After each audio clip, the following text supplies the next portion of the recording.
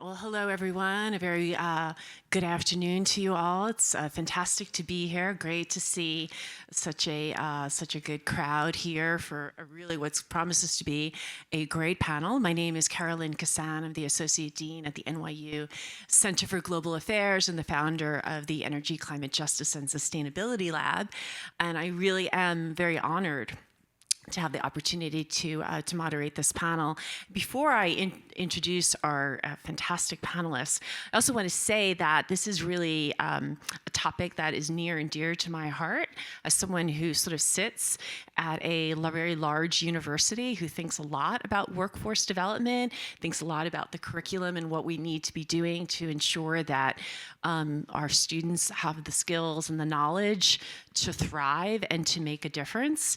And I also want to say this is working with the Urban Future Lab is also very near and dear to my heart, because we are partners with the Clean Start program, the Clean Energy Certificate, which we launched over 10 years ago, specifically to address the issue of workforce and to recognize the changes that are happening across the clean tech, clean energy space, and the need to have the knowledge and have the skills in place to address deep decarbonization and to really look at, the opportunities that are available. So it's great to have our four panelists with us. We just saw a video from Collective Energy. So I have the co-founder of Collective Energy, Andrew MacCalla, who is the co-founder along with his wife. So great stuff, really wonderful.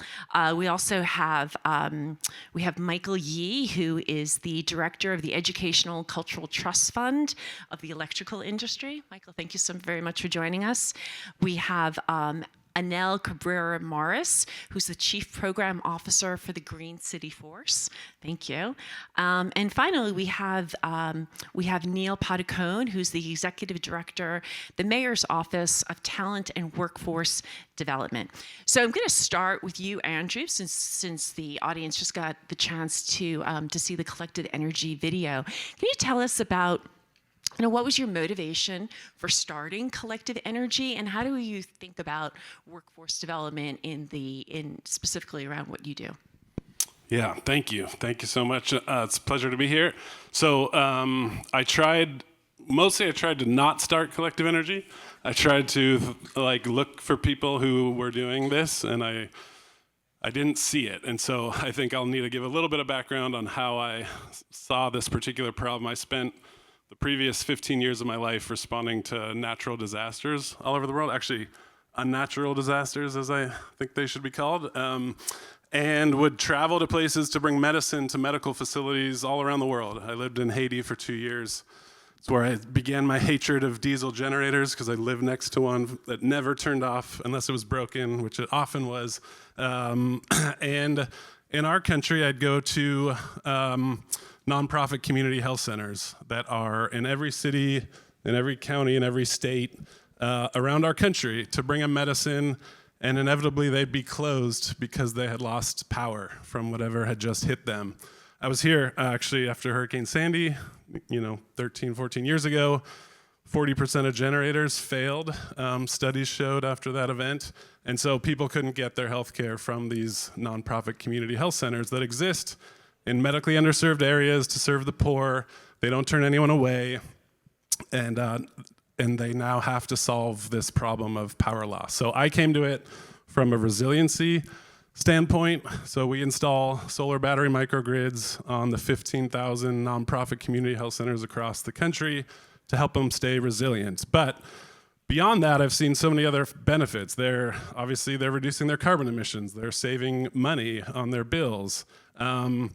They are able to retain and recruit staff who prefer to work at a place that's being powered by the sun instead of being a part of the problem. And finally, I've seen that we have an opportunity now to train people within these communities to actually build the projects on these health center roofs. 95% of their patients are low income, and I was just on the roof of a project in Los Angeles that we were building, and one of the guys on the roof had just finished his solar certification. It was his second project, and he told me he's a patient at that community health center. And so that's the goal, is we have this ability in these centers to actually recruit trainees as we're building the jobs. And so we have a project in the Bronx at a place called Urban Health Plan, and that'll be the goal going forward. But as the video said, it wasn't why we got into this. Thank you so much, and it's a inspiring story, but it also addresses in terms of how I think a lot of people get involved is also they see problems and they want to be part of a solution. So I'm going to move to you, Neil, as sitting in the mayor's office, sitting for talent and workforce. What is happening in the mayor's office to address workforce development from the policy side? Yeah, so our office just recently partnered with the Economic Development Corporation to release the city's Green Economy Action Plan. My boss was here this morning sharing a little bit about it. But we were really excited about that because a lot of economic development plans often say, here's the business development, here's the infrastructure development. Oh, by the way, here's some talent. But I think for really the first time, from our perspective, we were really embedding workforce and talent needs into and across all of that work because, it's of course it's important to build new infrastructures. Of course, it's important to make things more resilient, but you can't do any of those things if you don't have the people that know how to do those things. And so out of that plan, we had a few dozen really important commitments, but from a talent perspective, we had a few tools that were kind of embedded throughout all of them, a few of them being developing additional training facilities, because in certain occupations, there's really, just like anything in New York City, we have a lack of space, right? And so in certain occupations, there aren't the types of training facilities that you need to train the number of people that we're going to need. A new tool that we have at our disposal is a tool called community hiring, which allows the city to set targets, set requirements for any public procurement of goods and services has to come with certain recruitment from local populations. And then a handful of other tools, including working with youth to get more young people aware of these industries and aware of the opportunities, and apprenticeships, which are also a really important way of getting people into an industry, into these industries in particular, because you can earn while you learn. So you're not really sacrificing either time or getting into debt, learning the skills that you need to get a good paying job. Quick follow-up on the apprenticeships. I know we have such a diverse audience of people coming from different positions. What types of apprenticeships specifically are you focusing on? It's kind of across the board. Even before the Green Economy Action Plan, the mayor set a kind of moonshot goal of 30,000 apprenticeships across industries by the year 2030, and we are almost halfway there. At least 12,000 more of those are going to come from the green economy occupations that we've identified in the report, and by a couple years after that. And these are things from the the electricity system to building and construction, and even areas like finance and consulting that are really big parts of the green economy here. Excellent. So it's a great lead in. Annel, I'm looking at you, being at Green City Force. Can you tell us about what Green City Force is doing right now and sort of addressing the idea of the pathways into the green economy? Well, we've been doing it for 15 years, and so we're excited that more folks are looking at the green economy as a career pathway, and that's really what we look at for our young people. Green City Force, for those of you who don't know, our focus is working with 18 to 24-year-olds who have been predominantly from public housing from NYCHA. So our friends at NYCHA who presented earlier, we recruit from public housing, but we've expanded to affordable housing because Young people are in all frontline communities, and really, like collective energy, we feel like they are the force that can make the change to impact our city, to change our city, to have a future green city. And so what we're doing is we actually are going to go hang out with Michael later on in July. And so what we do is we have 6 priority sectors within the green economy that we focus on. And our goal is to provide a foundation for our young people. Green City Force is an AmeriCorps program, so we believe in service learning, that through being of service to community, you can gain the skills and certifications to kickstart whatever it is that you want to explore. And if we do it well, it's within the green economy, and you can continue to do that. And so it's not only to make sure that we're at the table and having conversations around clean tech, around clean energy. Folks see our urban farms. We have 6 of them across New York City. And so they always think about it's just urban agriculture. But the truth is that the green economy is many things, and there's a lot of technology that is emerging.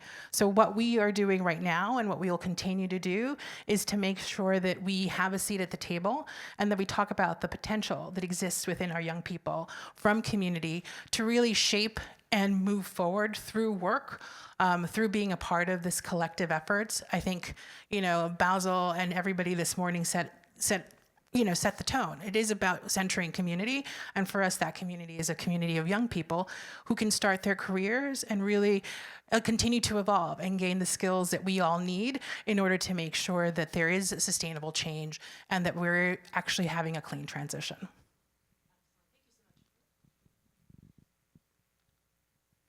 How many young people are currently part of the Green City Force? So we currently have a cohort. We do 2 cohorts a year. And so we, like I said, have 6 sites. And so we look at having 10 young people per site serve. Our cohort starting now, we have a cohort of 54 young people, and we have an alumni network of over 700. Now some of them are a little younger, some of them are older, but the truth is, one of the things that really we want to make sure folks understand, and the young people who come and are a part of our community really understand, is that we're in it for the long term. So once you complete the program, we're with you for the career pathway. And we're looking to invest in you, and not only just the training and the baseline that you receive and the upskilling connected to work, but also we understand that you're going to be continue to evolve as a professional, as a young person, and exploring. And so we're also with them in terms of their alumni experience. We call the Alumnihood Network. I love that. That's great. So you made reference to you're going to be working with Michael in the summer. So Michael, can you tell us what you do at the Educational and Cultural Trust Fund of the electrical industry? So thank you. The short answer is we're Local 3 of the IBEW, International Brotherhood of Electrical Workers. When I was checking in this morning, I wrote all of that out, Educational and Cultural Trust Fund. The guard downstairs, he's like, you didn't have to do all of that. He saw that I put Local 3 at the end. Everyone knows Local 3 in New York City for the electricians. When Erlen, the associate director for the fund, he's here as well. We're going to be speed dating with you later on.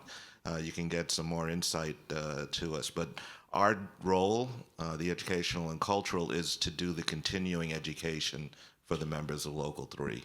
Erlen likes to use the term membership development, and he's correct. We're developing that talent to its fullest. The apprenticeship program takes somebody from zero, no experience, and makes them into a journey person after 5.5 years. And then it's our job to make sure that they stay at the top of their game, develop all the talents that they have as new technologies come out. We're there to make sure that they do that. Additionally, we provide other educational benefits for the members, college tuition reimbursement for them to go back to school. Each apprentice that goes through our program actually comes out with an associate's degree from SUNY, Empire State College. So we capitalize on that, and we offer tuition reimbursement to them to go back for their bachelor's, master's, and even into getting their PhD, which some of the members have done that. We also offer that benefit to their spouses. So we believe in the family dynamic. I heard that today all throughout this morning's remarks. It takes a community. We believe in that as well.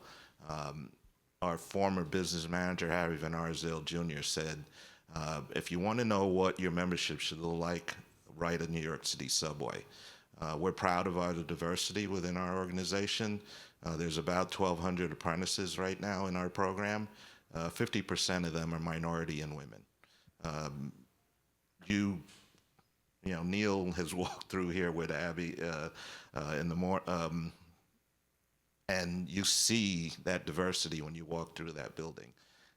And Annel, you're going to see that. You're going to hang out with us. So we like that. We don't do things in silos.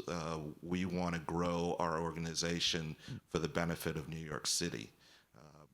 We actually, because of that mantra that we have, we're actually a recipient of Equinor's ecosystem grant, where we're using that to go out and do outreach into the community, letting folks understand what offshore wind is, but also understand how they can get into Local 3, giving these students in high school and middle schools that opportunity for them to think about that as a career path, but also maybe another building trade.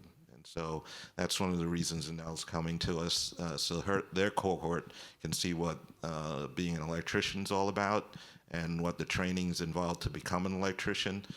But they might not come into Local 3, but it gives them the benefit to see what that's about, and they might choose another building trades to go into. So quick follow-up question. So those of us, right, that are working in this space, we understand that the electrification, right? We're looking at really dramatic increase in electrification. So what is the success rate for acquiring a job after going through your training? It's learn and you earn at the same time. So our apprentices are working. When they come in the first day that they start, they go into a workplace and they also go to school at the same time. So they're earning while they're learning. When they finish the journey person, after they've completed the 5.5 years and they're a journey person, we have work opportunity. Do we have unemployment? Yes. Construction goes up and down. But Local 3 is a lot more than just the construction end of it.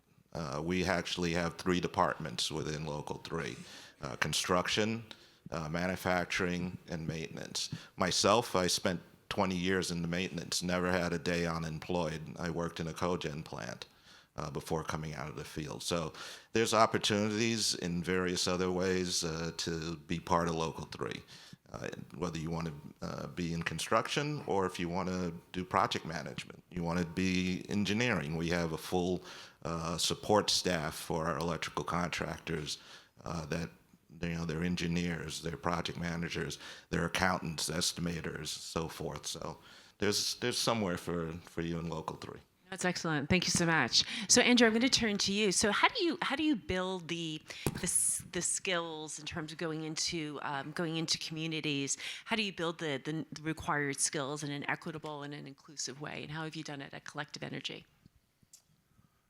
It's a good question, and it's hard, and I'm still learning. Is the short answer. As the gentleman talked this morning about the school, the project next to the school or with the school. This work is hard.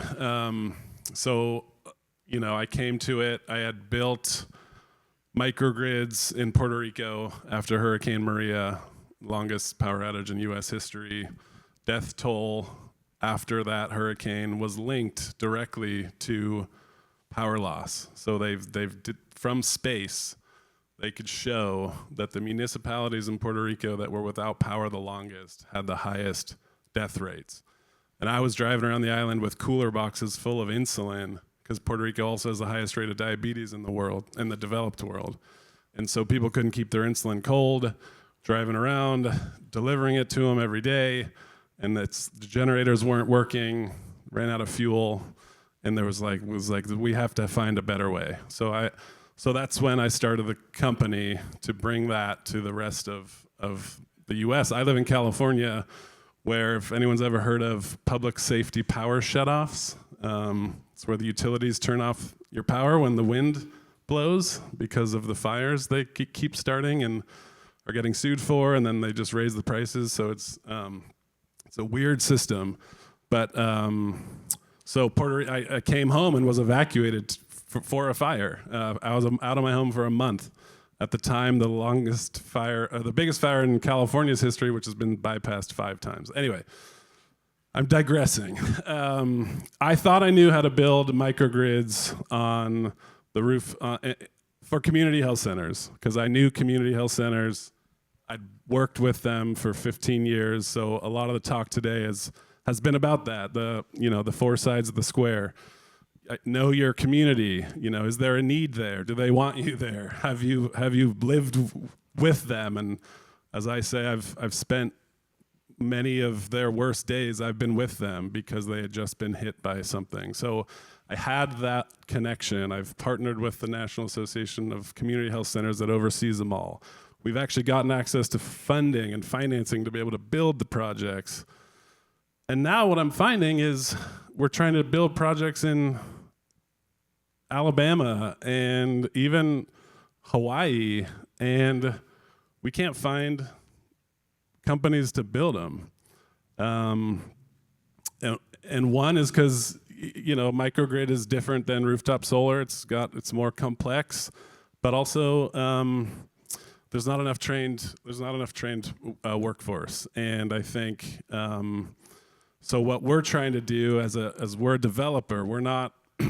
I don't have crews. I'm not on rooftops. So we're trying to incentivize the EPCs or the installers that are building the projects to do things, to have apprentice programs, to pay living wages, to encourage more people into the workforce.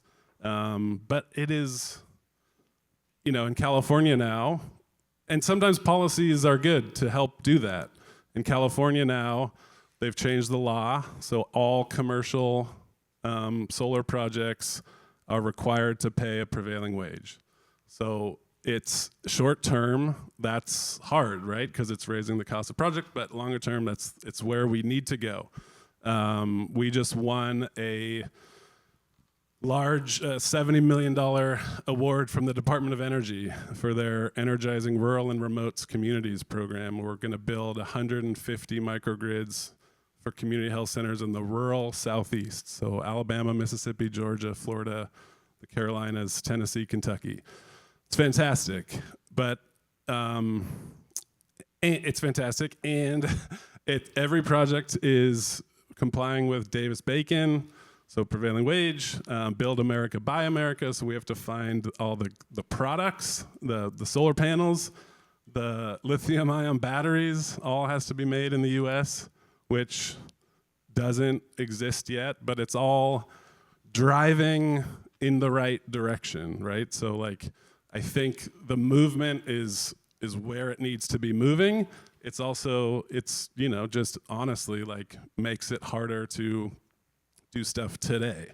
So what we're trying to do, and I think what we can do is help encourage the people that we're hiring to do the projects to have better policies, to pay better wages, to offer apprentice programs. So the story I mentioned earlier, again, in Los Angeles, we hired a fantastic installer called Grid Alternatives. They're a nonprofit solar installer that is also a workforce trainer, development company, but they're a nonprofit. And so we hire them to do as many jobs as we can. Unfortunately, they primarily only work in California, but they had put a cohort of trainees through their program in Los Angeles prior to us building the project in Los Angeles.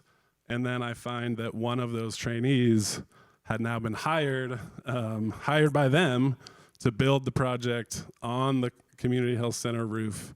And then he's a patient at that community health center. And so there is an ecosystem that exists if you put all those right ingredients together.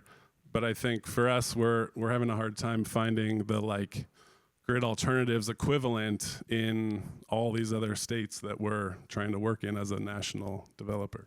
Maybe just as a quick follow-up to that, if you could make one specific request or change, where would it be? Would it be in educational institutions in the states and in where you're working to provide more training? What would be the sort of the one thing that you would ask for? I think it would trickle down if the companies were starting with better policies and wages, and I think then it would attract more people to the jobs, would lead to more training programs to exist, and so on and so forth. Neil, does that resonate in terms of what Andrew has just sort of highlighted with regards to what you see here in New York, and also what the mayor's office is doing to kind of address and to provide the driver, the impetus to bring more young people into the green economy? Yeah, absolutely. I think, excuse me, off the bat, just Michael was saying before that he had to put in his very long title, and as you see here, I have a very long title as well.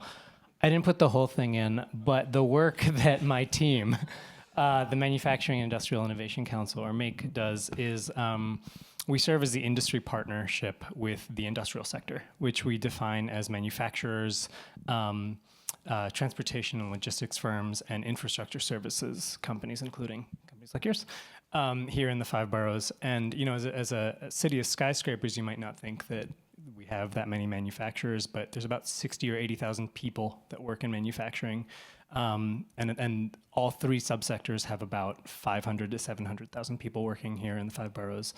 And to your point of well, first raising the floor, that is absolutely central, and it's a big part of the community hiring piece, and making sure that city agencies are putting our money into places where we can actually produce jobs, local jobs for low-income communities. Another piece is even the way that the city is looking at its own hiring is, traditionally we would have these kind of very stringent requirements around, do you have this many years of experience in this type of work, this type of credential, this many years, this bachelor's, this master's.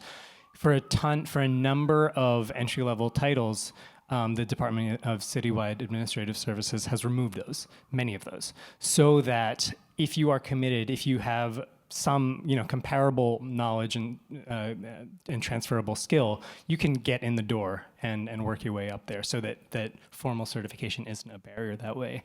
And because they're city jobs, there is a floor there. And then to your point about getting young people interested, a lot of the manufacturers and industrial companies that we work with will say, we have this retiring workforce, and we're very keen on getting young people in the door, but somehow I can't get young people here.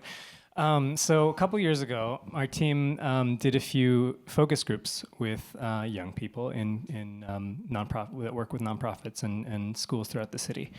And we asked them, what do you think of when you hear the words manufacturing or industrial? And they'd say, oh, you mean like the Industrial Revolution?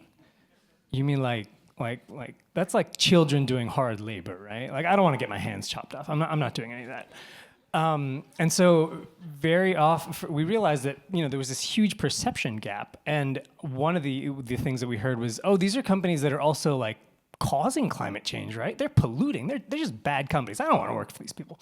But very often, the thing that got me interested in working with these sectors was because, from my view, these are actually the brass tacks of climate change solutions. You're either manufacturing a solution or manufacturing it in a cleaner way. You're transporting a solution or transporting it in a cleaner way. You are installing it or repairing it or maintaining it or generating the power in a cleaner way. And so actually one of the places that Michael and I have worked together before is a program that my team runs called Inside Industrial, which is just a way for young people to literally get inside industrial facilities or spaces or training spaces and see with their own eyes, oh, this isn't the Industrial Revolution. If anything, it's like the fourth industrial revolution. This is not, my grandpa's industrial. This is not my great grandpa's industrial.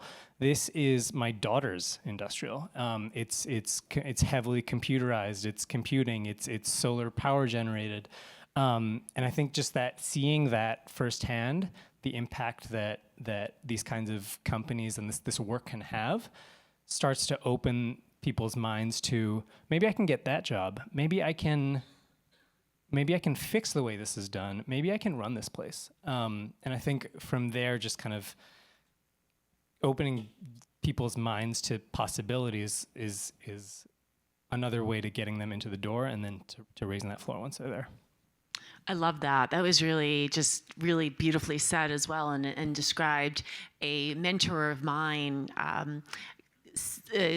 has this word that I really have taken on, and I share with my students often, being a possibilitarian, where you kind of see the opportunities and the possibilities rather than first seeing the obstacles and the challenges. So thank you for that. So Michael, I'm going to turn to you. So, Neil referenced the work that he does with you.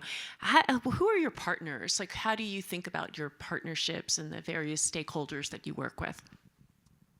So when you say partnerships, we have a pretty diverse group. We're starting a new venture with Annel and Green City Forces. We're going to go down that pathway. We're working with the mayor's office. Would love to work with Andrew. Love to talk to you a little bit more about what's going on. But there are some direct entry programs that we call our premier partners that we work with for coming into the apprenticeship. For our veterans, we have helmets to hard hats. We think that our folks that have gone on to defend our way of life, it's important that we give them a career path when they get out. We have construction skills, which are part of the CTE programs in the public school system. It's like BOCES. They go and they learn about the different trades, and that's another direct entry program. Helmets, non-traditional employment for women. Anyone that that's female that would like to get into the trades, NEW is the way to go. They give them a broad overview of the trades, and then they choose which one they want to come into. Pathways to apprenticeship is another one that helps folks transition into a good paying job and into the middle class and a career path. And then there's a program with NYCHA's Academy that has direct entry as well for NYCHA residents. Excellent. And Annel, who are your primary partners? And when you think about the kind of the collaboration, cooperation between private and public agencies that you work with? Well, our biggest partner is community. So a part of the experience that our young people have is serving, and they serve ideally within their own communities.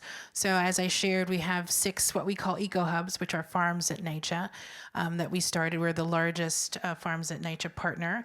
And so on the public side, NYCHA's been a huge partner with Green City Force because we also believe that in order for it to achieve and we heard a little bit about their goals earlier, for them to achieve their goals in terms of their sustainability goals, in order to do that, it has to be with our young people at the forefront, in the jobs, in the careers, with those contractors, if not as a subcontractor, as a contractor at some point doing the work. And so our partners really run the gamut from community-based organizations when we're looking at recruitment, high schools surrounding the communities where we are serving. We also have sector partners, non-employment, for new. That's a huge partner. Green City Force with New and also the Hope Project started the Green Economy Network, because not a lot of those connections were being built. So it's not only about centering community, but continuing to create community and making sure the community is at the forefront.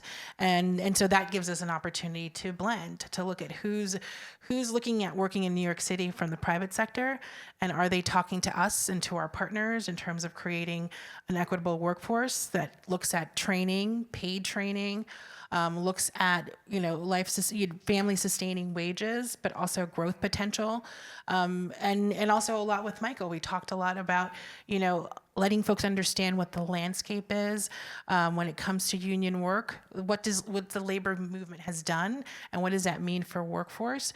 So our partners are folks who are supporting us and connecting to young people who have the potential to, lead the city, to folks who are creating jobs, and those who are creating, this significant change, whether it's city government saying, this is a valuable opportunity, this is a valuable way to work together. They kind of just, bring us into a room together, but it's about us making things happen. So it really runs the gamut from, I would say it's holistic, from looking at the local schools, community organizations, the resident organizations that exist in NYCHA, kind of you heard from Woodside Houses and their resident leadership, to working with folks like Neil and Abby Jo around making sure that there are policy recommendations that are actually followed through. So our partners represent all of that spectrum. Excellent. Thank you so much. So, Michael, I'm going to go back to you on kind of a question about unions, and I know that there's it's the where the interest is in terms of when we're thinking about the green economy here in New York. Around union jobs versus non-union jobs. Can you give the audience kind of a picture of what that looks like? Yeah, so that's one of the, I think I talked about the ecosystem fund and the grant that we won through Equinor, and that's one of our newest partners. And that outreach is going out and talking about offshore wind, but also talking about the opportunities within the building trades, specifically within the IBEW and Local 3. A lot of young people might not know what a union is about. They might have heard of it on the news, maybe heard something negative, maybe positive. Maybe they do have a parent that's in a union. But we explain to them that it's what the union does, and that's they collectively bargain with the employer on behalf of those workers, so that those workers have a voice in the workplace, so that they can lift up their standards collectively.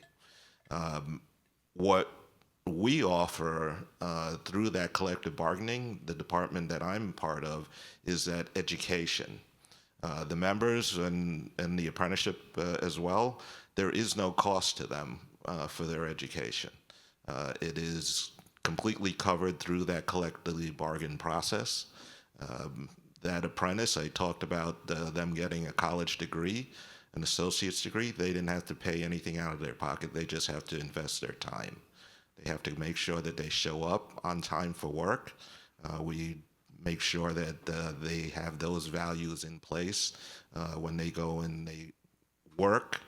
They put in a fair day's pay work day, and they expect to get a fair day's pay for it. That's the values that we put into them. And when we go out and we explain that to high school students, they get it. Sometimes we go to career fairs and all they want to know is, well, how much do you make? And we say, well, the wages are good, but you got to earn them. You got to put in the time. You have to learn what you want to earn. You have to make sure that you be a sponge, that you absorb all you can while you're an apprentice, and understand that you'll never stop learning because our industry is always evolving. And so as new innovations come out, we want to make sure that they're at the top of their game. And for them to stay relevant in the workforce, they have to make sure that they continue to go to school. So we try to explain those types of things to them. And they don't really care about the retirement benefits. They don't care. Not They, yet, but- they don't care about the health benefits. But we explain that those are all the things that are there. And we don't do this alone. We don't do it in silos. We have a central labor council that's a citywide body. We have a state AFL-CIO that's a state body. Unions helping one another help workers. One of the favorite sayings out there is, unions, the ones that brought you the weekend. So the things that unions fight for, trickle down into all facets of life. The holidays, the time off. Those are the things that we try to get across to the young people. You're going to have a career when you come into a union. It's not just about the paycheck. You're going to have a way of life that you're going to live by. So we hope that they get it, and we hope that they understand it. And then when they come in, we make sure that they stay connected to us. We have a mentorship program where a seasoned journey person is paired up with an apprentice so that they can be successful through our program. We want to make sure that they succeed. So what is a union? A union is about us and the people that belong to the union. But we're not in it alone. We're working with folks like Annel, with Neil, and with others, and hopefully with Andrew, to make our world a better place. Just to piggyback a little with what Andrew was doing, you probably ran into quite a few of the IBEW in Haiti, in Puerto Rico. There's a program called Electricians Without Borders, where we go out and we volunteer our time. We give back to the communities. Coming this summer, they're going into I think it's the Navajo Nation to help our folks here within our borders, within the United States, folks that need that help. So I'd love to talk to Andrew a little bit more about that as we move forward. Well, first of all, I love that. There's something really just wonderful about being on a panel, being part of a panel where there are these connections that get made, and it's kind of active serendipity on the stage. So that's fantastic, Andrew. Yeah, just to piggyback on that, again, I could talk all day about how amazing not these community health centers that we work with are. Most people don't ever even know about them. They're called federally qualified health centers. They were started during the Civil Rights Act of. First one was in Mississippi in 1964, and again, exist in medically underserved community. Here in Manhattan, it's like the Ryan Center, Chelsea Clinton, and then again, I mentioned we're working with Urban Health Plan in the Bronx that has 13 medical facilities, 13 school-based facilities, and see 80,000 patients. And community health centers are already involved in workforce training. They're partnered with community colleges because they're trying to train medical workforce because they need more medical staff, nurses and admin folks. So they're already involved in training and are partnered. And now even with a partnership like this, potentially Urban Health Plan, in advance of us building microgrids on their buildings could drive their patients to apprentice programs or a community college program where they can get training. There's an interesting stat that studies have found that people find their most trusted, the person they believe the most when told something is their medical provider, whether that's a doctor or a nurse. So like more than the news, my mom used to tell this story. She was a librarian, had a master's in library science, and at one point was dating a doctor.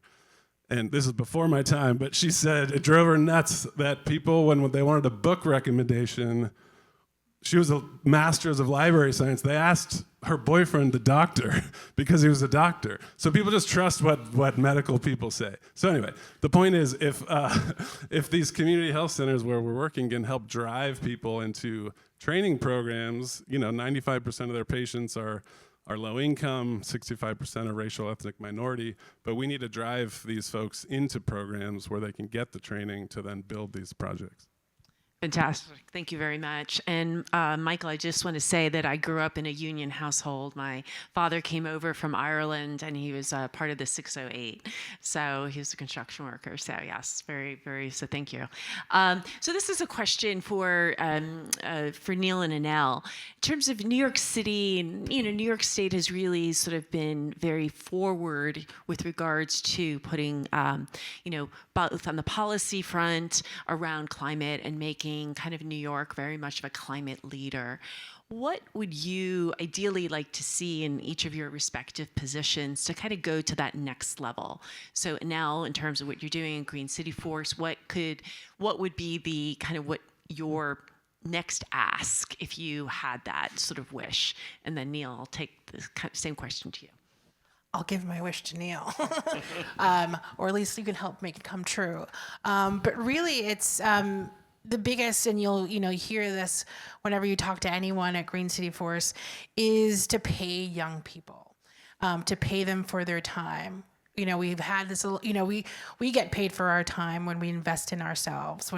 If we are privileged enough to invest in ourselves, we are paid for that time. And when it comes to young people, we overlook that. We say, your time is invaluable. You're young, you can do whatever you want.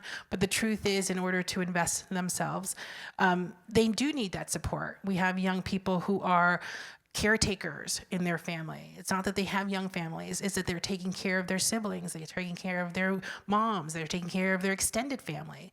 They're defining family.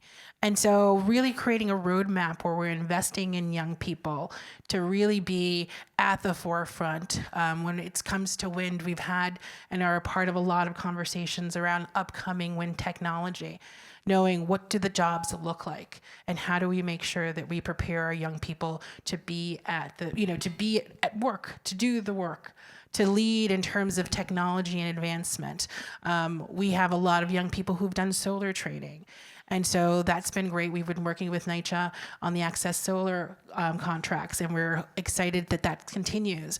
But what happens next? A lot of that is short term. And so folks go from project to project. And so if you read, I think, Cornell's Workforce Institute, a lot of both the wind and the solar, sometimes you have folks coming in from other states who are doing the work because they're following the work. And so that's antithetical to what we want, which is centering community in that work and making sure that the work is sustained.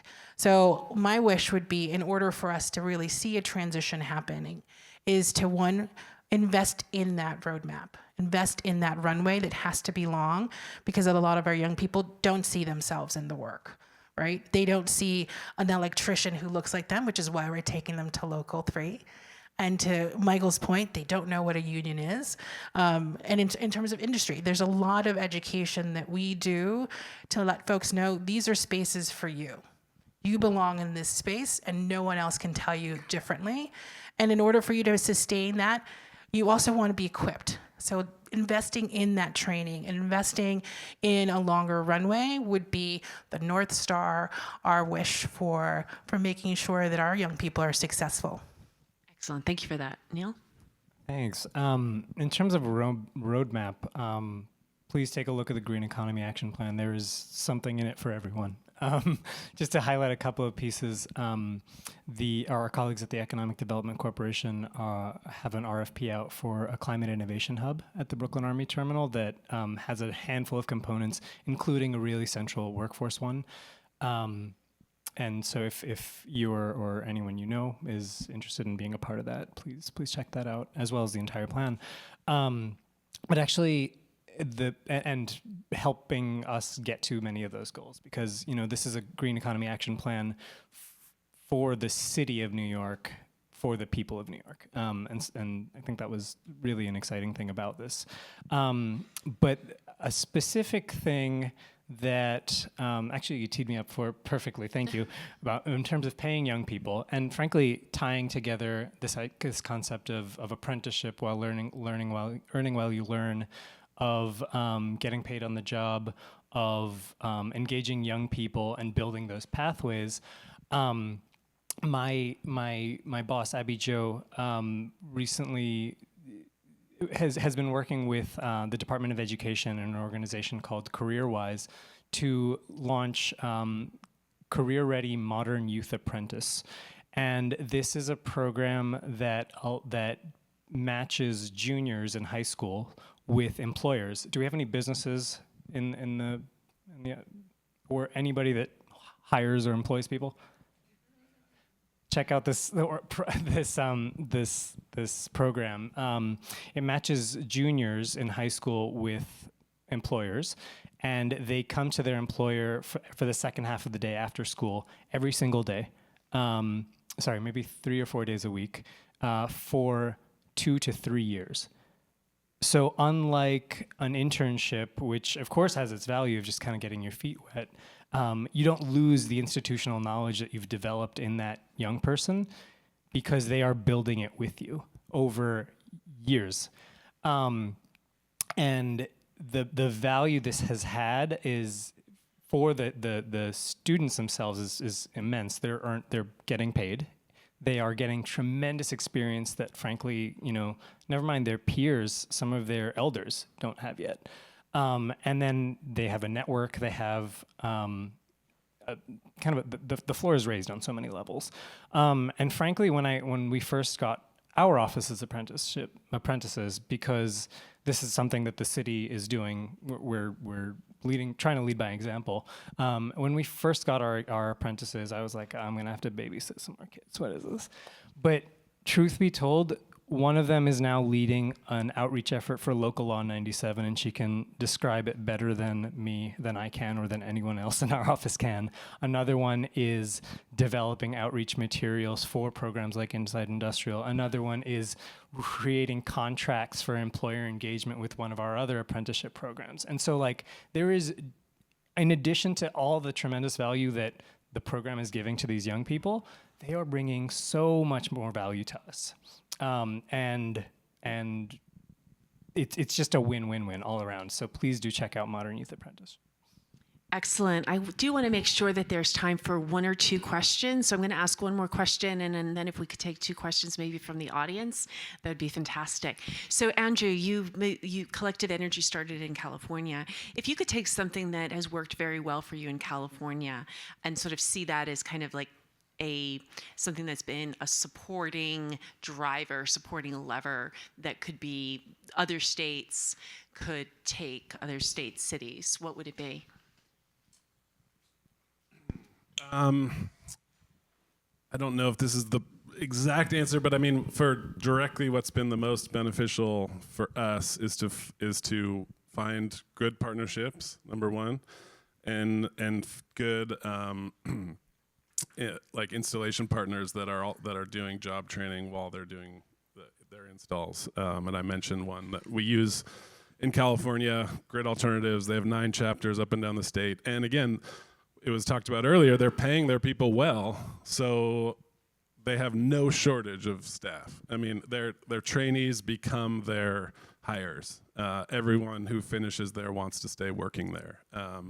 So then it's about having enough, jobs for them all. But that is a model that seems to be working extremely well.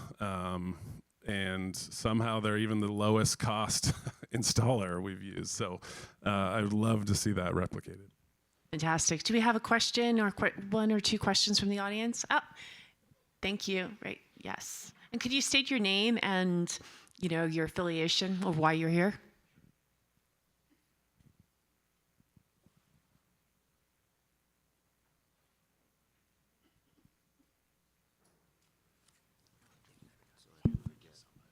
Hi, so my name is Nanad. I'm representing the CUNY Building Performance Lab from the City University of New York. So my question for you, it's for Neil actually. The apprenticeship program which you were mentioning for high school students. So what happens if there's a junior who gets into the program, but then after the first year they don't feel like doing it anymore? So is there a pathway for that one, or what happens to that person? Honestly, I'm not sure. This is the first year that the city is doing it, but CareerWise has been doing this program elsewhere nationally for some time. I can either connect you with them to find out more, or. Excellent. Do we have? Okay. Thank you. Oh, there's a mic coming over.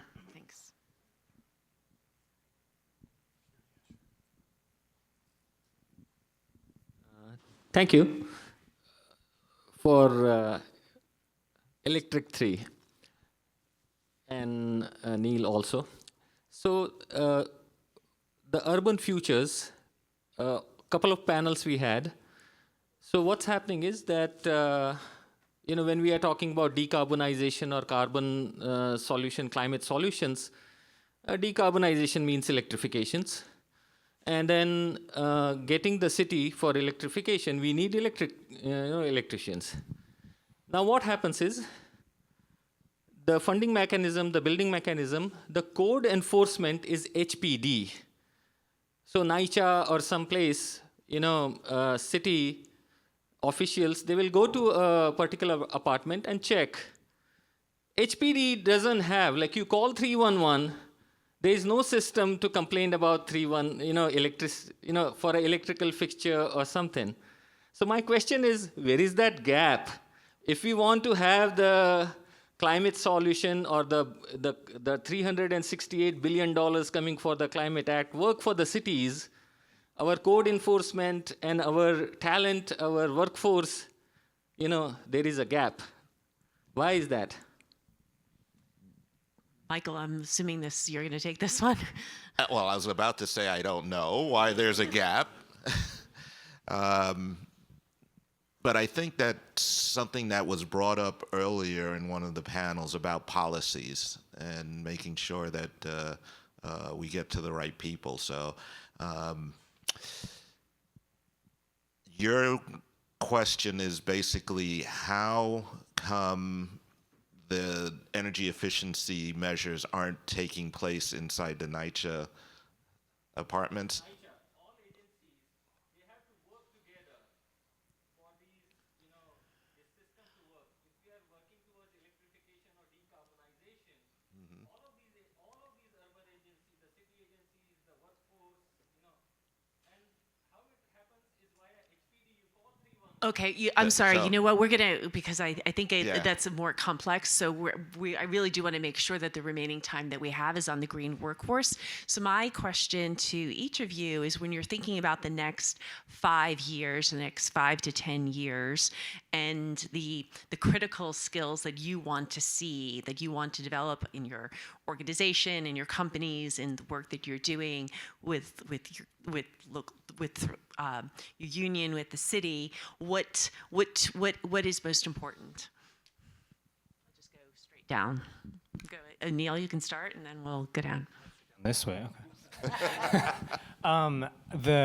Again, that Green Economy Action Plan, it's a really good document, guys. Check it out. But it does identify 21 focus occupations that are both either an immediate pathway to or provide family-sustaining wages in the city, and that are also key to the development of the green economy and foundational to them. And so many of those will require skill development.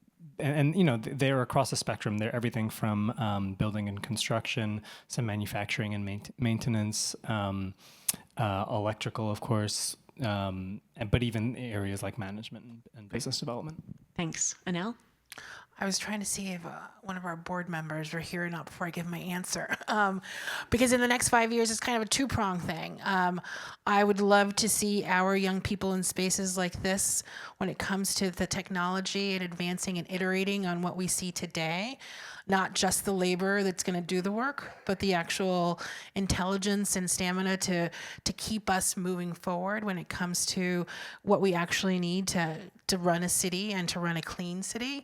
And answering some of the silos that you've seen, Andrew, is that we would be in other places outside of New York City, working with cities and communities to leverage young people to be the workforce, to start. We have a social enterprise that started because of opportunity. And so we see that growing and having our young people be entrepreneurs and have contracts and lead that. So in the next 5 years, I'd love to see them working with Collective Energy and being subcontracts across the U.S. To develop and strengthen a workforce that is not only building, but is maintaining clean energy. Michael? Well, would I like to see Local 3 in 5 years? I'd like to see us grow. As I started off my conversation about how former business manager Van Arsdale said what your membership should look like, I would like to see every citizen of New York get the opportunities to be part of a labor union, to understand the benefits and reap the benefits of being part of a collectively bargained agreement with their employer. I hope that that could come to pass, and I would be very happy to see that in 5 years. Excellent. Thank you. Andrew? I just, as a forever optimist, I get to see so many young people. I don't know what that means, a young person. We all think we're young, I think. But like, so many young people are coming to us and we're a tiny little mission-driven company that I started a couple years ago with my wife, and we don't have that many jobs, but we're inundated with young people coming for internships, which we pay them for training, for learning, for jobs, and then we see the young staff at the health centers we're trying to build microgrids on, pushing their leadership and pushing their boards to do something about this problem. And so I'm very, very optimistic that this generation of workforce is going to care about this issue or care more about this issue. And if they believe strongly in it, as it seems like, at least what I'm seeing they are, things are going to start to really happen and make changes. Excellent. I mean, I just have to say, someone who sits in a university here in New York, more and more young people who are coming into school are really looking, they're demanding from us. I mean, I'm seeing a change across the NYU curriculum where, climate is something across departments that never talked about climate before, that are now sort of integrating climate, that are really, thinking about it. And so I want to commend the four of you for the really fantastic work that you're doing and for really moving the movement along. I think this is a great community of innovators and doers, and I think, like Andrew, most of us, I think all of us are optimistic about what is possible and what we can do when we are mission driven and we are really sort of looking at the opportunities, many challenges, but also a tremendous amount of opportunities. So many thanks to all of you for your fantastic contributions this afternoon. Thank you.